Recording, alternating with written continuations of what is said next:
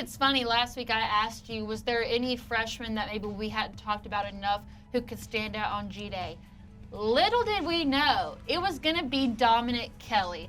He had an interception that he ran back for 31 yards and a major pass breakup. It doesn't take much to identify what made him stand out amongst the rest. Yeah, so IMGA Academy, that's another guy that the Ascenders sent to Athens. And they just come very wired for business. They're like kind of all about business.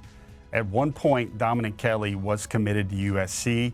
I think that was largely tied in with Dante Williams and Coach Dante and their relationship there. Soon after, when Coach Dante took the Georgia job, you kind of heard about Dominick. You kind of heard about that connection there, and it wasn't long. I think he committed to Georgia, I believe, in late June of last cycle. And this was a guy that continues to impress you.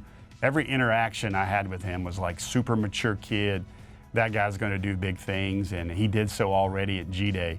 You know, the mental note I had, like I make notes every time I talk to a kid for the first time, and sometimes they come up in stories, sometimes they don't. But Kelly was, I remember my notes here for Kelly because I just looked at him before we taped today.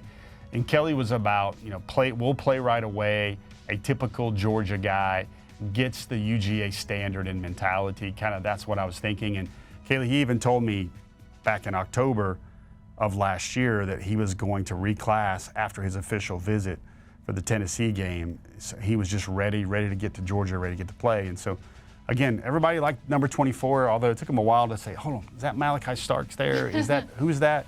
But made some plays. I thought he looked good in coverage as well. Georgia's got a lot of great corners, but I think they got another great one now in Dominick Kelly.